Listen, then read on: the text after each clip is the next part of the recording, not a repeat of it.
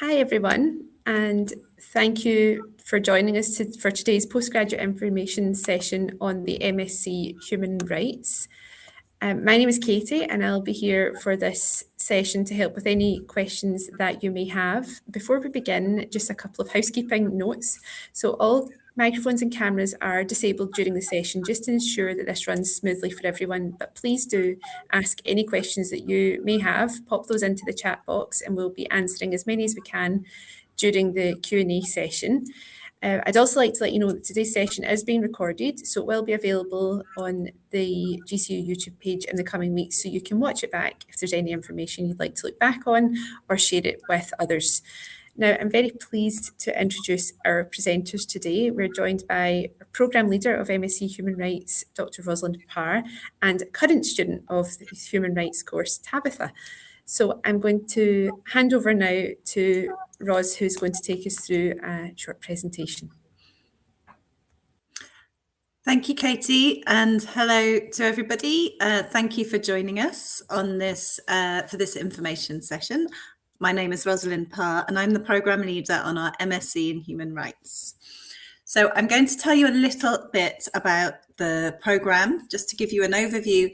And then I'm really pleased that we've got Tabitha here, who I'm going to be in conversation with. And Tabitha will be able to hopefully give some student insights into the programme. So just to give you an overview of the MSc in Human Rights and what we're aiming to do with it, we think of our programme as equipping our students with the knowledge and skills for realising rights in practice. We all know that human rights are challenged around the world, and our programme gives students the ability to be able to come up with solutions to some of those human rights challenges. Now, we have our academic foundations in sociology, history, political science, criminology, and law. So this is where we get our foundational and theoretical knowledge, and this is a lot of what you would be learning in the classroom. But although we have these very strong theoretical foundations, we also place a lot of emphasis on the practical element of making human rights real. So for that reason, we focus on the sorts of skills that you need to work in the human rights sector. And by human rights sector, we mean public policy organizations or governance, advocacy organizations and NGOs, but also heritage institutions. All of these places are places where human rights are an issue, and your grounding in human rights on our programme would equip you to be able to work in those sectors, in those environments. In terms of the skills that we're looking at, we're talking about things like public policy analysis, communication skills, and research skills, all the sorts of skills that you need to be able to work in the human rights world. So as well as the work that you do in the classroom, you are part of, when you're studying on the MSc in Human Rights, you're part of a very vibrant learning environment. You're part of a social sciences department at Glasgow Caledonian University that has different research schools and units. So one of them is the Gender Research and Equalities Network. One is the Scottish Poverty Information Research Unit, or SPIRU, and another one that we are just starting up is the Policy Lab. And all of these research units are there to apply the sort of human rights research that the academics in the school do into the real world. So these are the sorts of, this is the sort of environment that you would be working within. In addition to that, we place a lot of emphasis on student engagement. So we run events such as International Women's Day or Human Rights Day, and also put on film screenings and career events to really engage students within our wider environment. So just finally, before I move on to a conversation with Tabitha, I just want to give an overview of the structure of the program so you can get a sense of the content. So we have 3 trimesters. In the first trimester, in one trimester, you do 3 content modules. So the first one here would be Realizing Rights in Practice, Transformative Social Science, and Human Rights, Citizenship and Poverty. And alongside that, you do a skills-based module. This is new for this coming trimester, the Social Science Toolkit. Then in the second trimester, you do 3 more content modules: Governing the World, which is about international institutions; Power and Global Injustice, which is a criminological module; and then Social Movements and Activism for Change.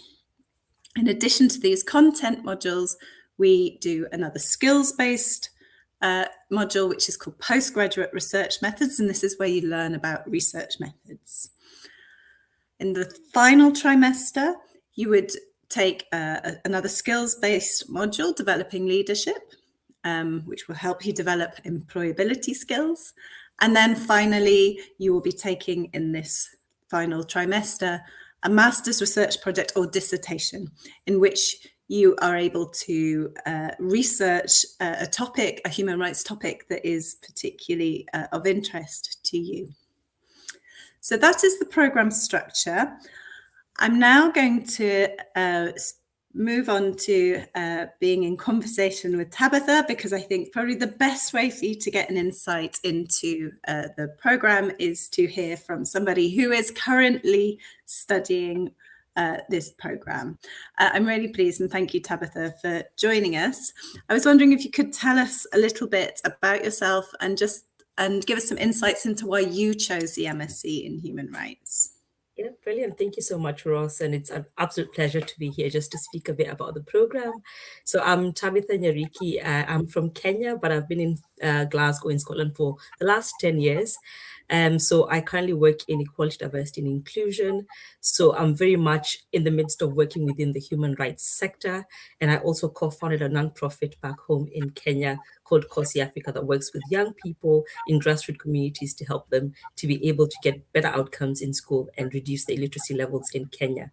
So I am very much involved in human rights as part of my day-to-day activities.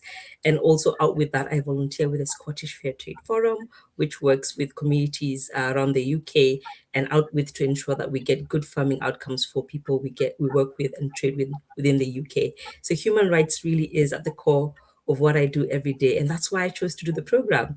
I wanted to upskill myself because I am an activist and I'm a practitioner, but I also wanted to get the practical knowledge and the theoretical bits of doing human rights. So less about the activism and more about the knowledge, so that I'm able to put all the things I do together into one place and be able to be more effective in the roles I hold, and also just be able to also upskill my skills and the level of understanding of human rights and how often and how quickly it changes on a day-to-day basis. Great, thank you, Tabitha. So as a student in Glasgow and at GCU, you've been here for a few years now. I was wondering if you could tell us a little bit about what it is you like about studying in Glasgow. I think the city, first of all, is fantastic. It's a great city for students. I think there's a lot of places to visit. It's very accessible and everyone's friendly. So as I've said, I've been here just about 10 years and it's always been a friendly city. I think the only thing to say is that the weather is not the best if you come from a tropical country like Kenya, like myself, but it grows on you. Glasgow grows on you, I always say. But studying at GCU has also been great. So I was an undergraduate student at GCU, so I'm a returning student. And I think my experience in my undergraduate really solidified my interest and my love for GCU, because it was so great, the support I got as an undergraduate student and all the opportunities on campus to grow as well, that has helped me in my professional career as well.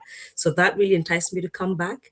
And I'm happy to say it's been the same for the time I've been in my master's program. The support is great within the program. It's easy to access the members of staff and your lecturers and the content. So overall, it's been a dream for me studying and living in Glasgow. Great, that's great to hear. Could you just give us a little bit about more insight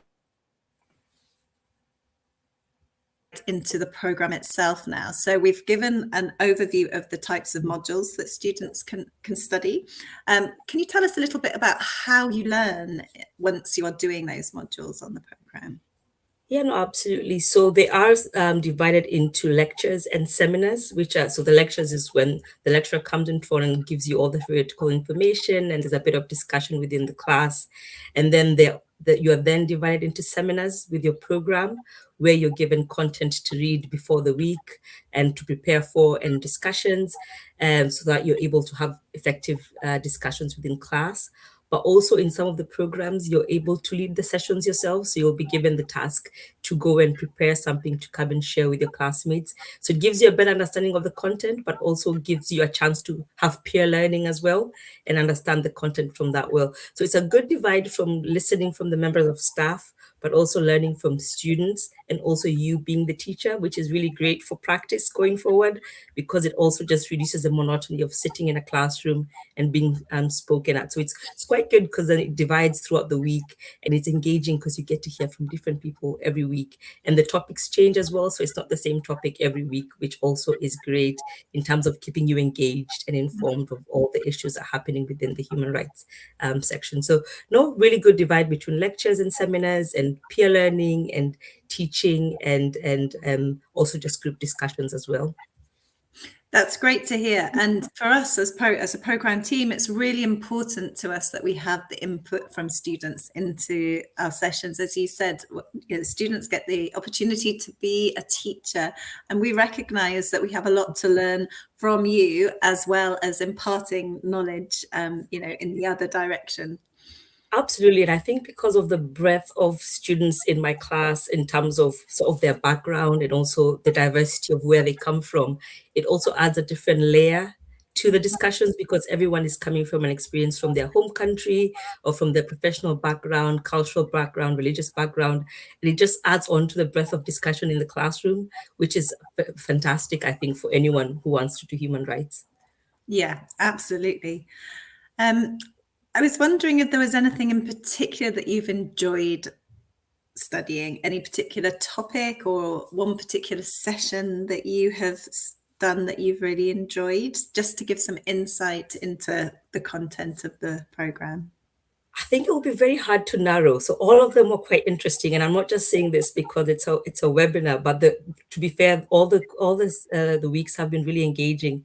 But I think one particularly stands out to me. So we had a COIL session, which is a online collaborative session that we did in our politics and practice of global justice module, where we were interacting with a university in Egypt, in Cairo, and we were able sort of to co-learn between what they were doing and what we were doing, and have that discussion in class, which was really great, because again, they're learning similar things that we are learning, and we're able to engage online with them, and get those learning outcomes together. So I thought that was really good, because we went beyond the classroom and the opinions that we had in the room, and then went into this whole new cohort, which is also very, very diverse and international as well.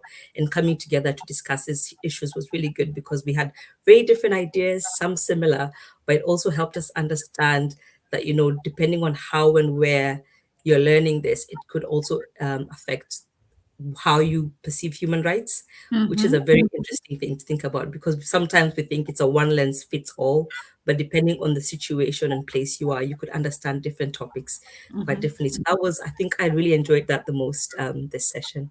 That's great to hear. What exactly was the topic of that session? Ooh, now you're putting me on. So what we were talking about restorative justice. Oh, Actually, no, I lie. We were talking about rights to development. Ross, sorry. So we were looking at rights to development, and sort of and we were particularly looking at how the aids cut from USAID have affected countries that were very, very dependent on USAID. So we're looking at Cairo, for Egypt, for example, and how they've been affected by the cuts from the USAID, and if that should actually remain, whether the USAID is actually an issue, or these countries have actually become too dependent on these aids. So should they have this rights to develop?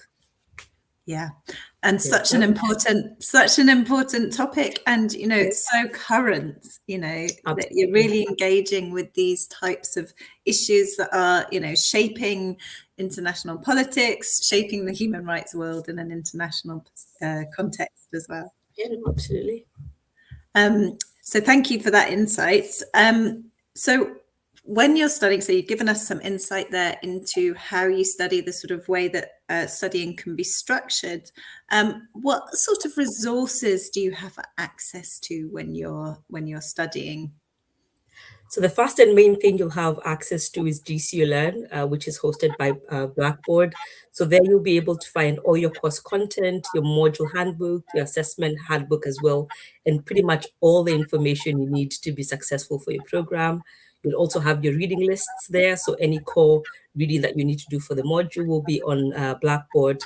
And sort of all the contact information for your lecturers as well will be there. So that's your first point of contact for anything about the course. But we also have access to... Just to interrupt you there, so that's a virtual learning environment. Yes. So a digital space where you have access to the resources all in one place. Absolutely. And you can access it on your laptop if you have one, or on your phone as well. So it's quite easy to move between devices once you've logged in. So it's quite accessible if you have a digital device. Apart from that, there's also the library, which is really great. So we have a great library on campus, which has fantastic books and fantastic staff who are always willing to help you source books or find them in the library if they have them there. But we also have an online library. So you can also just look through the online library and be able to get access to the books that we have on campus or that we have online that you could use to read or research. And also, if they don't have the book, they're always happy to source it for you. So there's never a limitation to learning, whereas they'll always find a way to get you the content you need if it's readily and accessible to the public to use. Apart from that, so also within the library, if you don't have a device to access Blackboard, they have a laptop borrowing scheme. So you can borrow a laptop from the library and use that to access all these fantastic online resources that they have available for you in terms of like learning resources. Mm-hmm. So a real mixture of the digital resources, but also things that you can access in person on campus. Yes. Great. Okay, so now let's just move on to the subject of assessments. So obviously we're here to learn. There is an element of assessing your work. Could you tell people a little bit about the sorts of assessments that you do as a student on this program? Yeah, brilliant. So there are a mix of assessments, which is great because then it fits different learning styles as well. So there is essays to write for those who love essays. So there's a couple of essays that are part of the assessment. But also there's presentations. So we are asked to do presentations within the class.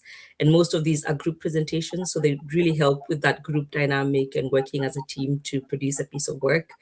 But also there is class engagement. So we also marked on sort of how you participate in engagement in class, how you contribute to the discussions and to the debates we have in class as well. So a really, really good mix between that in terms of sort of you writing what you've learned, you presenting it, but also you discussing in class. So it also enables you to think beyond just the usual, I'm going to go and sit in an exam room, which I think is quite the norm, particularly from where I'm from, just sitting in an exam room and putting it in. But it's more so done periodically through the semester, and they're not all due at the same time, so they are progressively done. So you're sort of participating through the whole semester, but also doing presentations in the middle, and then you finish with written assessments, which are the essays or the portfolios or the public policy that is due at the end of the semester. Great, thank you. And just in terms of academic support, do you feel that you have extra support should you need it? Yeah, absolutely. I think if there's one thing that GCU does really well, it's that. So there is lots of academic support. So there is the Learning Development Center, which who come and speak to you at the beginning of your course, who are there to support you with all your academic writing, and they're there throughout the semester. So you don't have to wait until you have an assessment due. They're there from day one, and you're able to go and speak to them, and they can help you with referencing, with writing, with sort of structuring your work. And they're basically your friend to hold your hand along the way to help you get the best outcome, which is fantastic. And they have sessions throughout the semester as well, which they'll advertise through their own platforms or through Blackboard as well, or through your emails to tell you about the different workshops they have to help you with assessment. Apart from that, you also get a personal tutor who is someone you can go and speak to about how you're going in with your academics. But also beyond that, if you're having any issues, they can signpost you to any support systems within the university and support you through that. There's also the module leader who also will be able to help you with any issues around the module and answer any questions or give you any support if you need anything with deadlines or anything with a course, or you can't come to class. They're probably the right person to speak to. And of course, our fantastic program lead, Ross, who's always there to help you when you need anything. So there is a lot of support systems. But on top of that, there's also the Students Association, which has an advice center that could also help you in the sense that if you have any academic issues, they're also there to support you and give you that information whenever and wherever you need it as well. So lots and lots of avenues to get support when you're doing your program. Great. Thank you, Tabitha. Now, I know that you have just come to the end of your first trimester here on the program. And I was wondering what you were looking forward to for the next trimester and the one after that.